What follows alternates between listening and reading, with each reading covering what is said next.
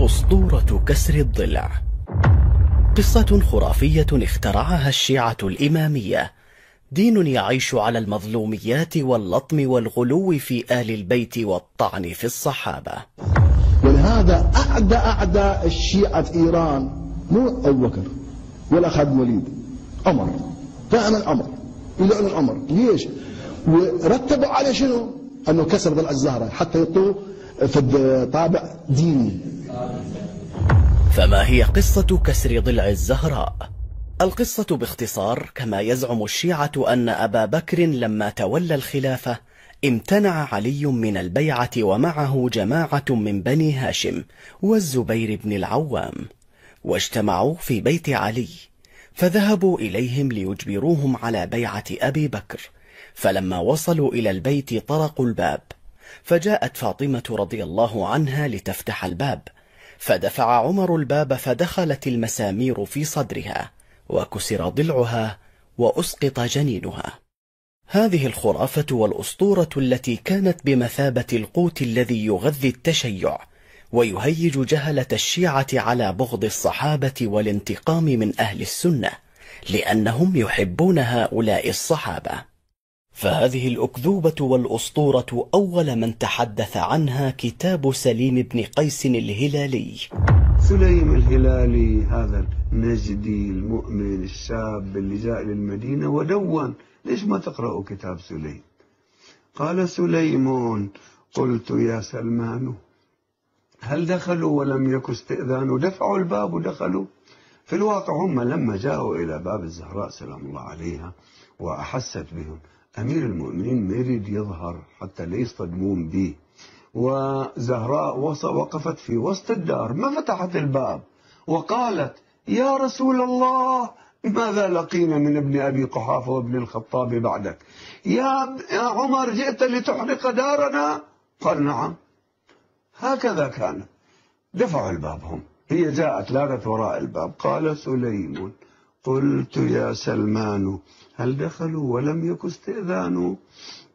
قال: بلى وعزة الجبار وما على الزهراء من خمار، وفاطم لاذت لكنها لاذت وراء الباب رعاية للستر والحجاب، ومذ رأوها عصروها عصرة كادت بنفسي أن تموت حسرة.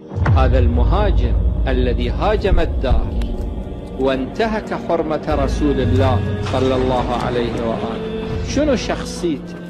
ما هي نفسيته؟ لذا اكتشفت من خلال الحقائق التاريخية أن هذا الرجل رجل فظ غليظ. المرأة الحامل عندما تراه تسقط حملها بالشكل. ورتبوا على شنو؟ أنه كسر ضلع الزهرة حتى يعطوه في طابع ديني.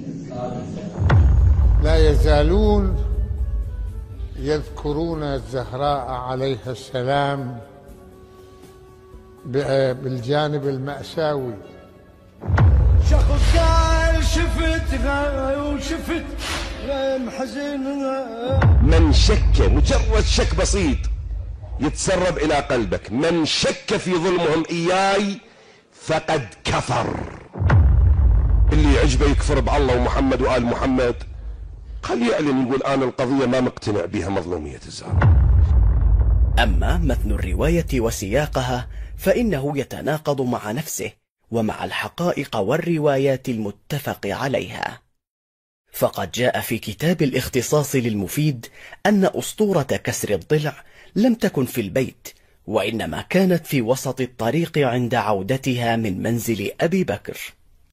الاختصاص الصفحة 83 و100 إلى الصفحة 85 و100. ثم كيف تقوم فاطمة بفتح الباب لأبي بكر وعمر وفي البيت علي وبنو هاشم وغيرهم؟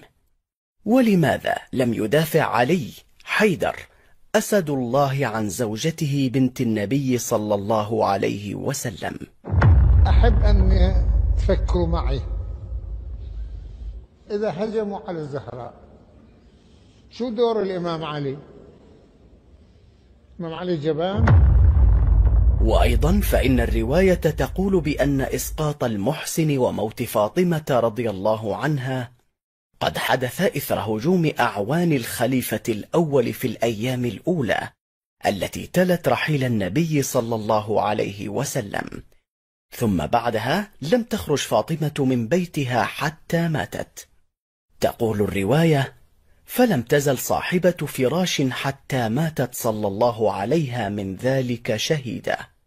كتاب سليم بن قيس، المؤلف الأنصاري محمد باقر، الجزء الأول، الصفحة 53 و100. بل لقد صرح الشيخ النقدي بأن إسقاط المحسن كان في نفس اليوم الذي تم فيه الهجوم وحرق الباب، وذلك لما قال: وأسقطته يوم أحرقوا باب دارها. الأنوار العلوية، الشيخ جعفر النقدي، الصفحة 33 و400. في حين جاء في رواية شيخهم المفيد في كتاب الاختصاص، الصفحة 84 و100، أن السيدة فاطمة قد حاجت أبا بكر والآخرين مرارا من أجل استعادة فدك، واختلفت إلى دور الأنصار هي وزوجها والحسن والحسين مدة 40 يوما بعد رحيل رسول الله صلى الله عليه وسلم، وكانت خلال هذه المدة سالمة، وأن إسقاط المحسن قد حصل بعد أخذها الحجة على امتلاكها فدكا من أبي بكر، وإثر رفس عمر لها بعد ذلك كما زعموا. ومن البديهي أنه إذا كان إسقاط المحسن قد حدث بفعل كسر الضلع وضغط الباب، لما كان باستطاعتها الخروج من منزلها والتردد على أبي بكر وبيوت الأنصار والمهاجرين. والأهم من ذلك هو أن الجنين الواحد ليس بإمكانه السقوط أكثر من مرة. يروني يقول أنا ما أقعدني عن ذلك الجبن، أنتوا هي اصحوا شوفوا شنو القضية. أنا أخو علي بن أبي طالب، ما تعرفوني؟ أنا متى تراجعت عن مواجهة عدو من الأعداء؟ إنما كل ما هنالك أنه ما كان ذلك مسموحا لي شرعا، النبي مقيدني. بعد كل هذا نقول: هل من الممكن عقلا أو شرعا أن يأمر النبي صلى الله عليه وسلم عليا بألا يدافع عن زوجته ويفعل بها هكذا؟ شلون تقنعني علي بن أبي طالب قاعد بالدار وهجموا على الزهراء وما قامله؟ هاي شو السلف يا ظل؟ هاي شو تحط له؟ كم مرة نكرر نقول إذا واحد كان موصى من النبي بالصبر ليس له أن يتحرك. أنتوا كلكم متزوجين من متزوجين، إذا فرضنا أنه واحد بده يجي يهجم على زوجتك، بده يقتلها أو بده يعتدي عليها، تقعد وتقول لا حول ولا قوة إلا بالله العلي العظيم أو تدافع عنها؟ تصبر وتتحمل إلى أن تلقى ربك، وإحنا ناخذ بحقك يوم القيامة. هذا الأمر لو حدث يكون نقضا لضرورة من الضرورات الخمس التي جاء بها الإسلام ليحافظ عليها، فيكون هذا الفرع مبطلا للأصل، وهذا لا يجوز إجماعا.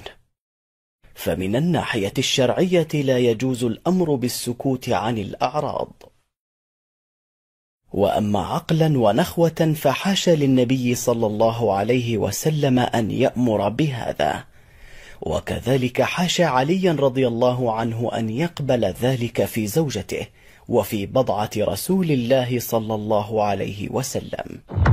إذا ما دافعت عن زوجتك شو بيقولوا الناس عنك؟ هذا واحد. اثنين، لم يكن علي وحده في البيت، كان هناك جماعة من بني هاشم، حتى قيل أنه زبير ابن عمة الإمام علي خرج مسلطا سيفه إلى الخارج، ما كانوا داخلين للداخل. هولهم أيضا يتركون الزهراء، هذا بيكسر لها ضلعها وهذا ينقصها بالسيف وهذا ما يدخل البسمار بصدرها مثل ما بيقولوا بسمار هيك مزنجر، ما بعرف هذا معقول؟ هذا فكروا. هذا اللي حصل. الإثم على الأمة لا على علي عليه السلام، الأمة هي التي خذلت عليا. فهذه الأكذوبة والأسطورة أول من تحدث عنها كتاب سليم بن قيس الهلالي، وهذا الكتاب وصل إلى الشيعة من طريق أبان بن أبي عياش.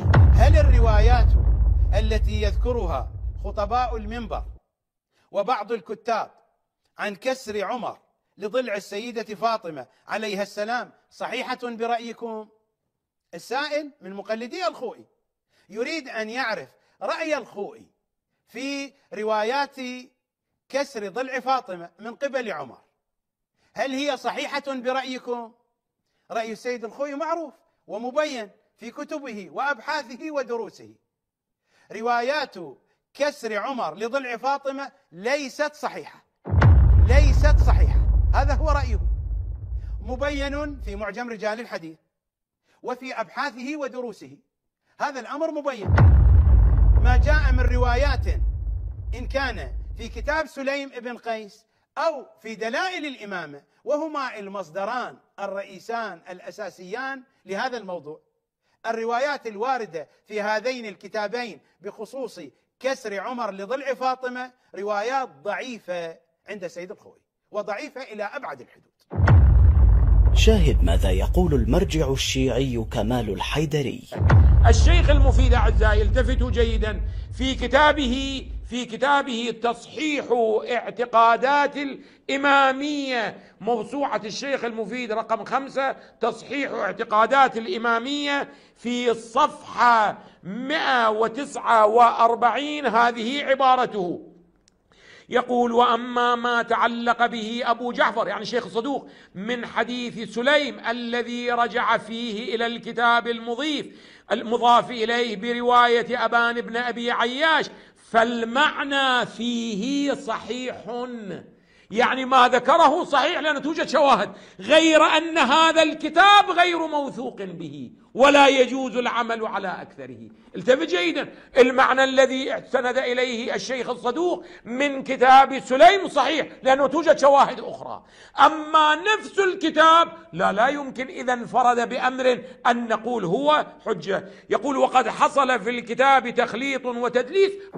هذا الكتاب أقدم وثيقة وأهم وثيقة، والوثيقة الوحيدة التي بأيدينا التي تثبت الجريمة وتثبت الظلام وتذكر لنا التفاصيل فيما يرتبط بظلامة الصديقة الكبرى صلوات الله وسلامه عليها. السيد الخوئي من صفحة 226 يتحدث عن سليم بن قيس إلى صفحة 238. خلاصة الكلام ما هي؟ هذا الكتاب كتاب سليم بن قيس، هذا الكتاب نستطيع أن نأخذ منه الروايات أو لا، رواياته صحيحة أو لا. الخلاصة هنا في صفحة 237: وكيفما كان، مرت تفاصيل وإشكالات وردود ودفوع، وكيفما كان فطريق الشيخ يعني الشيخ الطوسي إلى كتاب سليم بن قيس بكلا سنديه ضعيف، فالكتاب ضعيف، رواياته ضعيفة ليست صحيحة برأي السيد الخوئي. نعم، فهذه رواية ضعيفة الأسانيد مختلفة ومتناقضة المتون. إذن لماذا يرددون تلك الأسطورة مع علم المراجع أنها مكذوبة؟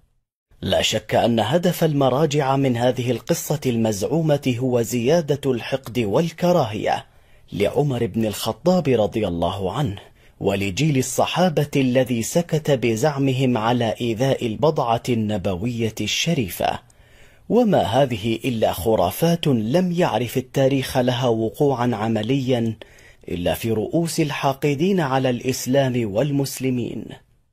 فاحكم بعقلك أيها الشيعي لتعرف أين الحقيقة، ونحن نبرأ إلى الله من تلك الخرافة، ورضي الله عن أصحاب نبينا محمد أجمعين.